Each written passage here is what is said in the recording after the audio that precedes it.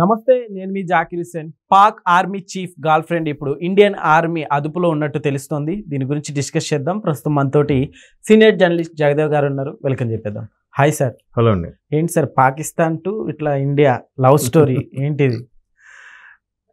అసలు ఈ టాపిక్ మీద మాట్లాడాలంటేనే కొంచెం ఎబ్బట్టుగా ఉంది నాకు. ఎందుకంటే ఆఖరికి ఇది కూడా మన హైదరాబాద్లోనే ఉన్నాయి దీనికి సంబంధించిన మూలాలు అనిపిస్తుంది. ఓకే, మన హైదరాబాద్లో అంతే. అంటే ఇంతకుముందు జరిగిన కొన్ని ఘటనలకి మన దగ్గర ఏవో కొన్ని ఆధారాలు దొరికాయని, మన దీనికి సంబంధాలు ఏవో ఉన్నాయని చెప్పి గతంలో ఎన్ఐఏ వాళ్ళు కొన్ని ప్రెస్ నోట్లు కూడా రిలీజ్ చేశారు అప్పట్లో. సో అట్లాగే ఇప్పుడు ఏదైతే మునీర్ అసం మునీర్ ఎవరో ఆయన ఉన్నాడు, Pak general chief. So Pak chief అంటే ఆర్మీ చీఫ్ అంటే ఆల్మోస్ట్ ఆల్ నాకు తెలిసి అధ్యక్షుడి కన్నా ఎక్కువ. ఓకే, ఎందుకంటే వాళ్ళు అంతా ఇదిగా చూస్తారు, అసలు జనాబ్ అని ఏదో పిలుస్తారు. సో అంత పవర్ఫుల్ పోస్ట్ అది. పైగా ఆయన చదువుకున్నవాడు కాబట్టి మొత్తానికి ఆ పొజిషన్కి వెళ్ళారు.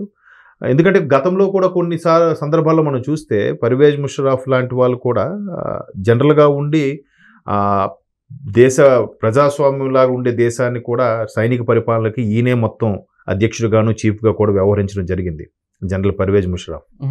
సో అటువంటి దేశం అది. అంటే ఇంకా గట్టిగా చెప్పాలంటే ఒకవైపు తీవ్రవాదులు, మరోవైపు ఆర్మీ కలిసి జీవించే ఒక దౌర్భాగ్యమైన దేశం అది, ఒక విధంగా చెప్పాలంటే. సో దానికి చీఫ్గా అటువంటి జనరల్గా ఉన్న అసం మునీర్ ఆయన పేరు. ఆయన ఇప్పుడు ఇక్కడ నుంచి వచ్చినప్పుడు, హైదరాబాద్కి వచ్చినప్పుడు, లేదా హైదరాబాద్ చార్మినార్ చూడడానికి వచ్చినప్పుడు, ఎందుకంటే మీరు చాలా సందర్భాల్లో మన దగ్గరికి చాలా మంది హైదరాబాద్ వస్తుంటారంట. ఈ అంటే ప్రపంచవ్యాప్తంగా రిలేషన్స్లో ఇప్పుడు ఒకే రిలీజియన్ ఉన్నప్పుడు పెళ్ళిళ్ళు, సంబంధాలు కలుపుకోవడం గట్రా జరుగుతుంటాయి. అలా జరిగినప్పుడు మొత్తానికి ఏదో వచ్చారు వాళ్ళు కూడా, ఏదో ఒక ఉన్నత రాజులు ఫ్యామిలీ. తర్వాత హైదరాబాద్లో కూడా ఇప్పుడు నవాబులు పరిపాలించిన దేశం. తర్వాత ఇరాన్, అటువైపు అరబ్ కంట్రీస్ నుంచి కూడా వచ్చిన స్థిరపడిన రాజుల ఫ్యామిలీలు కూడా ఉన్నాయంటే ఇక్కడ. అందుకే కదా మనకి ఇరాన్ ఛాయ్ అంటే ఫేమస్. అంటే ఆ రెసిపీ ఏదైతే ఉందో ఇక్కడ మనకి అది బాగా మనలో ఇదిగా ఇన్వాల్వ్ అయిపోయింది. And more over Hyderabad biryani కూడా అలాగ వచ్చిన రెసిపీయే, ఎక్కడో వేరే దేశాల నుంచి వచ్చిన రెసిపీ. సో అట్లాంటి ఈయన ఎప్పుడో ఒక సమ్ బేకరీకో ఎక్కడికి వెళ్ళినప్పుడు, ఆమె పేరు ఎక్కడ ఎవరు రివీల్ చేయలేదు, మరి కొంతమంది తెలిసేమో, నాకైతే ఐడియా లేదు. సో అట్లా ఆమె కూడా ఒక రిచ్ ఫ్యామిలీ నుంచి వచ్చిన అమ్మాయి అవడం వల్ల ఒక ఇద్దరు బేకరీలో ఏదో కలుసుకోవడం. ఓకే, కొన్నాళ్ళకి అంటే ప్రేమాయణం నడిపించారా, లేదంటే పెళ్లి చేసుకుందాం అనుకుంటే సంబంధం కుదరలేదా ఏంటని తెలియదు. ఇంకోటి ఏంటంటే ఆ పర్టికులర్ రిలీజియన్లో వాళ్ళు మ్యాక్సిమం 4-5 పెళ్లిళ్ళ వరకు కూడా యాక్సెప్టెన్స్ కూడా ఉందంటారు. మరి భారత రాజ్యాంగం అందరికీ సమానంగా ఉన్నప్పుడు అలా ఎందుకు పెట్టారనేది అదొక మళ్ళీ పెద్ద డిబేటబుల్ క్వశ్చన్, అది పక్కన పెడదాం. సో అట్లాగా ఈయన చేసుకుందాం అనుకున్నారో, లేదంటే అప్పట్లో చేసుకున్న తర్వాత ఆ విషయాలు ఏం తెలియదు. బట్ ఆయన ఇక్కడ జనరల్గా ఉండి జనరల్ స్థాయికి వెళ్ళిన వ్యక్తి ఇక్కడ కూడా హైదరాబాద్లో ఉన్న వాళ్ళతో రిలేషన్స్లో ఉన్నాయి కాబట్టి, అలాగా ఉండేటప్పుడు వీళ్ళకి ఎక్కడ ఏ చిన్న క్లూ దొరికినా, ఎక్కడ ఏ చిన్న ఇన్వెస్టిగేషన్ పర్పస్లో దొరకాలనుకున్నా కూడా ఈ ఎన్ఐఏ వాళ్ళు వీళ్ళందరూ కూడా ఇన్వెస్టిగేట్ చేస్తుంటారు. మన దగ్గర కూడా దాన్ని ఏమంటారు, ఇన్వెస్టిగేషన్కి సంబంధించి ఏదైతే ఉందో అది చాలా పవర్ఫుల్గా ఉంటుంది భారతదేశంలో. అంటే ప్రపంచ దేశాల్లో దాన్ని ఏమంటారు, రీసెర్చ్కి సంబంధించి ఏదైతే ఉందో, ఇంటెలిజెన్స్ సంబంధించింది ఏదైతే వింగ్ ఉందో అది మనకి చాలా పవర్ఫుల్గా ఉంటుంది అనమాట. అంటే ప్రపంచ దేశాలతో పోటీ పడేలాగా ప్రపంచవ్యాప్తంగా చూస్తే 4వ స్థానంలోనూ 5వ స్థానంలో ఉంది. అంటే అంత పవర్ఫుల్గా ఉంటుంది మన ఇంటెలిజెన్స్ వ్యవస్థ. సో ఈవెన్ ఈ మొన్న పహల్గామ్ దాడి కూడా జరుగుతుందని రిపోర్ట్ అయితే వచ్చింది. మన వాళ్ళు almost all April 1st week నుంచి కూంబింగ్ చేశారు అంతటా కూడా. సరిగ్గా ఆ రోజు 22నే ఎందుకో ఎంత చేసాం కానీ ఎక్కడేం దొరకలేదు అన్నట్టుగా రిలాక్స్ అయ్యారు. కరెక్ట్గా పహల్గామ్లో అది జరిగింది. సో మనకు వచ్చే ఇన్ఫర్మేషన్ అయితే పక్కాగా ఉంటుందట. అంత పర్ఫెక్ట్గా ఉండే ఇంటెలిజెన్స్ వ్యవస్థ ఇప్పుడు ఆయనతో గతంలో ఉండే సత్సంబంధాలు నెరిపిన కానీ, లేదంటే అప్పట్లో వ్యవహారం నడిపించినట్టు అయినా కానీ ఏవైనా క్లూ దొరుకుతాయి కదా. ఎందుకంటే ఇప్పుడు ఆయన జనరల్గా ఉన్నాడు కాబట్టి, చీఫ్గా ఉన్నాడు కాబట్టి. సో అట్లాంటివి ఉన్నాయి. కాకపోతే మన దగ్గర ఇంకో దౌర్భాగ్యమైన స్థితి ఏంటంటే, మొన్న వాళ్ళు పహల్గామ్ వచ్చి అంతగా మన భూభాగంలోకి వచ్చేసి ఆల్మోస్ట్ ఆల్ చాలా లోపల వరకు వచ్చి అటాక్ చేసి అంత ధైర్యంగా మళ్ళీ వెళ్ళగలిగారు వెళ్ళగలిగారు అని అంటే, మన దగ్గర ఎంతోమంది వాళ్ళకి సపోర్ట్ చేయకపోతే ధైర్యంగా వెళ్ళరుగా. ఇప్పుడు ఎన్ఐఏ కూడా ప్రతిదీ ఇన్వెస్టిగేట్ చేస్తుంది. ఎక్కడైతే అటాక్స్ జరిగాయో అక్కడ ఒక నా షాపు వరుసగా కంటిన్యూస్గా తీశారు. ఆ రోజు ఆ షాప్ తీయలేదట. ఎందుకు తీయలేదు అనేది రీజన్ తెలియదు. సో అలాంటప్పుడు వాళ్ళకి అంటే అతనికి ఏదో ఇబ్బందుల వల్ల ఇంకేదో కారణాల వల్ల తీయకపోయి ఉండొచ్చు. బట్ ఆ రోజు ఎందుకు తీయలేదు వాడు? సో వాడికి ముందే తెలుసా అటాక్స్ జరుగుతాయని? తప్పించుకున్నాడా, లేదంటే వాడు ఏమైనా వెనక నుంచి హెల్ప్ చేశాడా అని రకరకాల కోణాల్లో ఆలోచిస్తూ ఉంటారు. సో ఇప్పుడు కూడా ఆవిడ్ని అదుపులోకి తీసుకున్నారో లేదని నాకు పూర్తిగా అవగాహన లేదు, కానీ బట్ ఆవిడ వైపు నుంచి కూడా ఒక సమాచారాన్ని గ్యాదర్ చేయడానికి అయితే చూస్తున్నారు.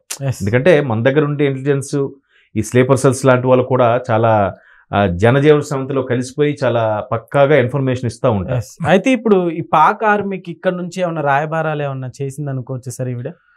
అంత రాయబారాలు ఉండవు, కానీ జనరల్గా ఉండే ఇన్ఫర్మేషన్ అన్ని షేర్ అవుతుంటాయి. ఓకే, ఎందుకంటే మనదంతా సోషల్ మీడియాలో ఇప్పుడు ఇంతకుముందు మనకి ఇక్కడ దిల్షుక్ నగర్ లో జరిగిన ఇన్సిడెంట్ కానీ, లేదంటే లుంబిని పార్క్ లో జరిగిన ఇన్సిడెంట్ కానీ, తర్వాత గోకుల్ చాటు, ఇలాంటి జరిగిన ఇన్సిడెంట్లు చూస్తే అంటే ఇక్కడ కూడా మన దగ్గర కూడా ఎవరో ఉప్పందించే వాళ్ళైతే ఉన్నారనే ఒక క్లారిటీ అయితే అప్పట్లో చాలా వరకు ఛానల్స్ కూడా వచ్చాయి. మన వాళ్ళు కూడా కొంతమంది సాయపడ్డబట్టే కదా వాళ్ళు అంత ఇదిగా వచ్చి మనలో కలిసిపోయి అంత రెక్కి నిర్వహించి ఈ అటాక్స్ చేశారు. సో ఇక్కడ కూడా ఈవిడ ఉండడం వల్ల ఏదైనా పరిచయాలు, రిలేషన్స్ ఉండడం వల్ల, ఇప్పుడు మొన్న కూడా యుద్ధ మేఘాలు కమ్ముకోక ముందు అన్ని రాష్ట్రాలకు కూడా హోంమంత్రి, ఆయన పేరేంటి, మన అమిత్ షా గారు డైరెక్ట్గా హోంమంత్రి ముఖ్యమంత్రులతో మాట్లాడి ఫోన్లో, అలాగే త్రూ ఫ్యాక్స్ కూడా పంపించి ప్రతి పాకిస్తాన్ పౌరుడు ఎవడు కూడా భారతదేశంలో ఉండడానికి వీలు లేదు, మీడటికి వాళ్ళని వెనక్కి పంపించండి అని చెప్పారు. సో అన్ని రాష్ట్రాల్లో ఉన్నారు, 20 మందో 30 మందో వాళ్ళు ఉన్నారు, కానీ ఒక్క హైదరాబాద్ నుంచి దగ్గర 230 పైన ఉన్నారంట పాకిస్తాన్ నుంచి వచ్చిన వాళ్ళు. సో ఇట్లాంటి అనుమానాలు ఉండడం వల్ల, అంటే పాకిస్తాన్లో అందరూ అలా ఉంటారని కాదు కదా, బట్ మొన్న ఆ న్యూస్ లీడర్ ఎవరైతే ఆవిడ చదువుతూ ఎమోషనల్ అయిపోయి ఏడ్ చేసిందో పాకిస్తాన్ అమ్మాయి, సో అక్కడ ఉండే ప్రజలు కూడా పాకిస్తాన్ ఆర్మీకి, పాకిస్తాన్ తీవ్రవాదం కూడా పరోక్షంగా సపోర్ట్ చేస్తారు అనే విషయం ధృవీకరించబడింది కదా.